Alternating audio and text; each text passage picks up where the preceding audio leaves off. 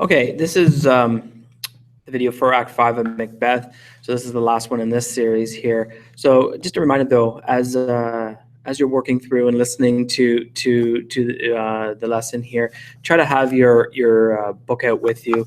Hopefully, you've obviously again read the play, but as we're working through some of these things, you may want to follow along in Act 5 also, and that's a kind of a helpful hint as you work through everything here. So let me just share my screen here. Let's get going. So the first thing you probably notice in Act 5 is the speed of everything that's happening. This is, as I said back in Act 1, this is a play where time seems to be a bit distorted, where we're not entirely sure how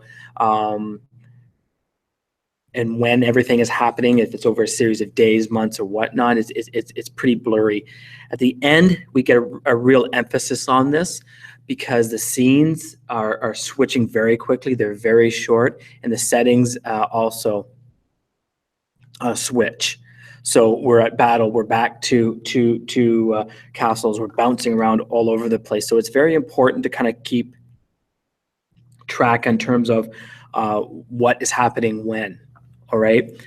Because it can get a bit confusing. The first thing I wanted to draw your attention to of Act 5 is looking at Lady Macbeth and her particular character.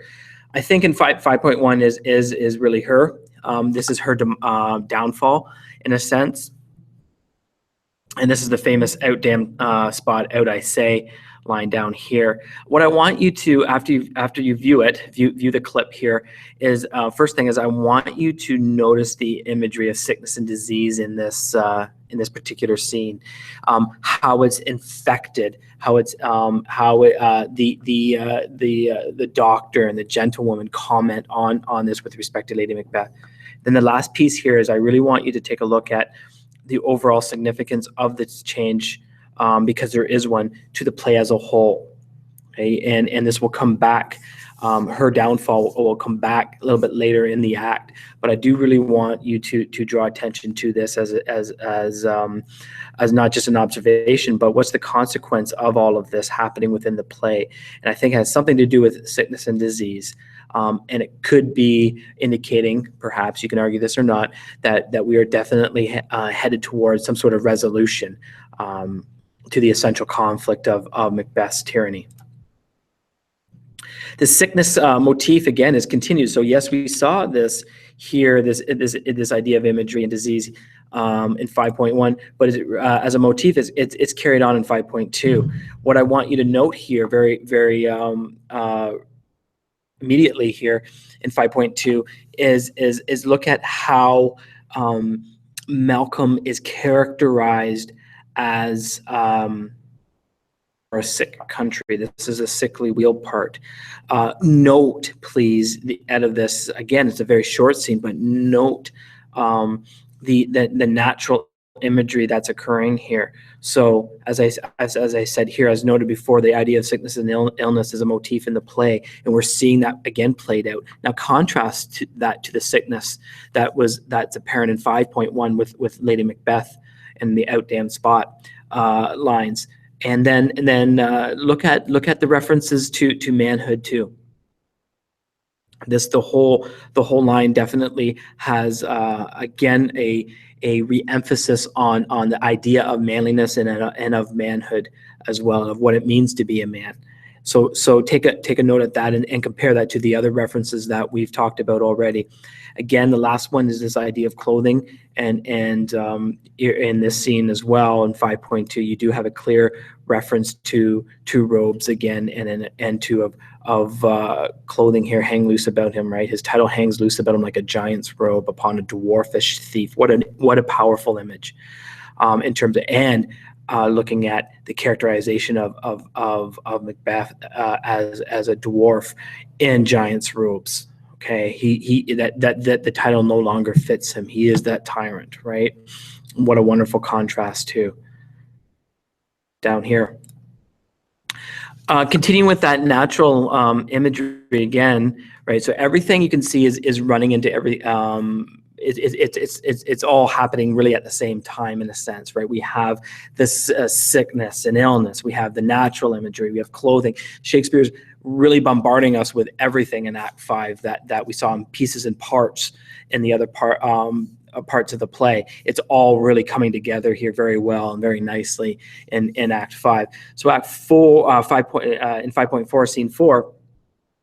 What I want you to do is, again, look at the speech here and how the ideas of the nature and the natural world are being used in this scene, and then think about the ideas of duality as well, because this is being raised here. I won't speak too much on that here, because I want you to kind of dig in a little bit and see exactly where you see this idea of duality or inversion, and also the sense of nature and the natural world here too.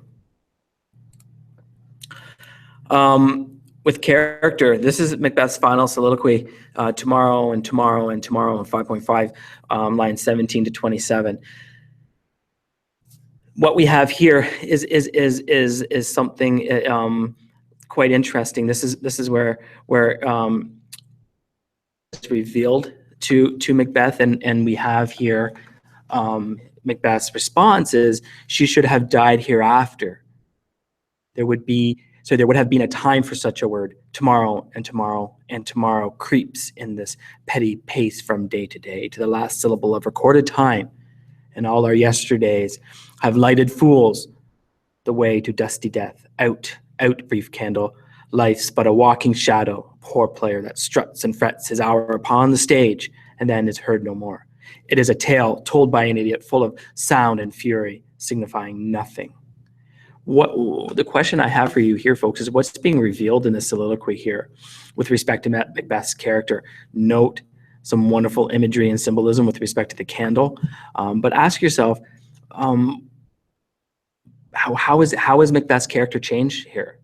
What change are we experiencing? And again, why is that significant to the play as a whole?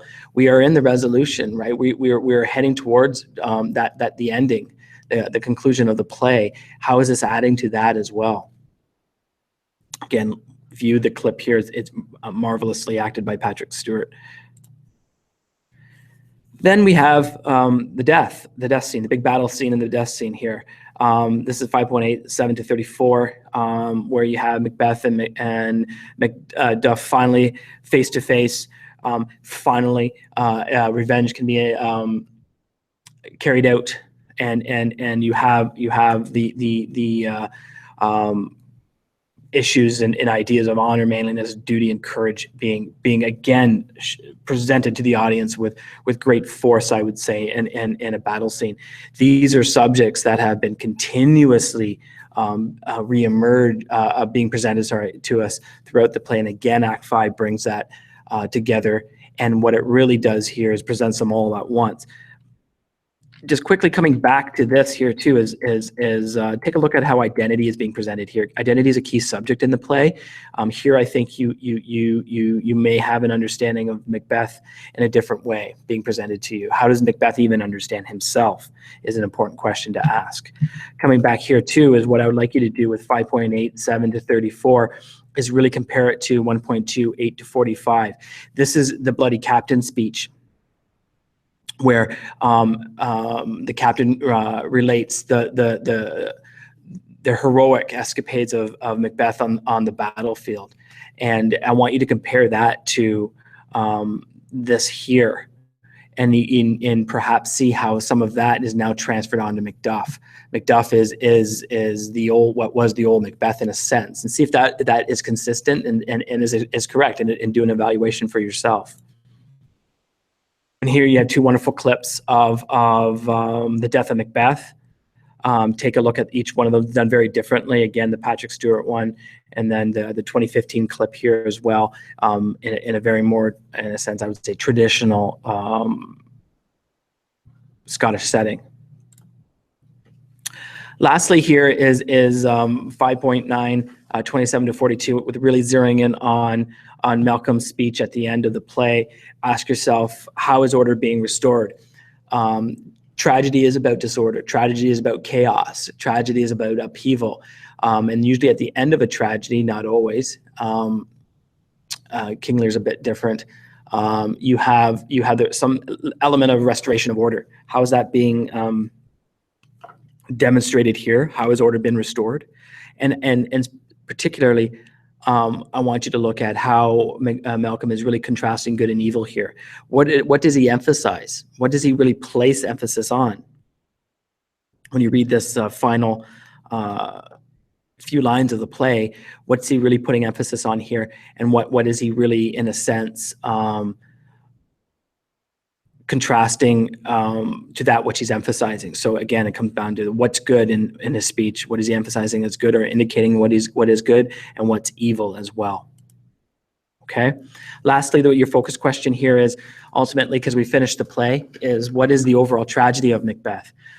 We think of it in so many different ways. We've had so many different subjects being presented to us of courage, manliness, honor, bravery, friendship, loyalty, ambition, identity.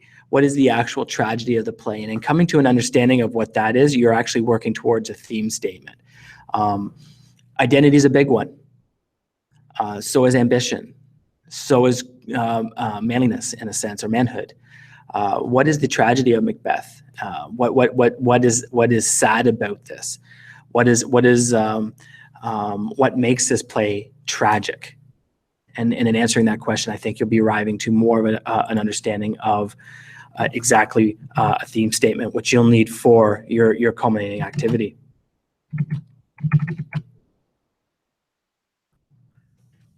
Okay, so again, that's our video for Act 5.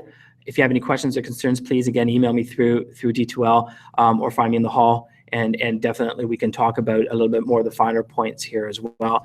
These videos, again, the purpose of them is to supplement your own study and your own reading of the play, and then add to that understanding as well. It's not necessarily just to go through and simply tell you what the play is about, right? It's to add to and deepen your thinking of the play as a whole.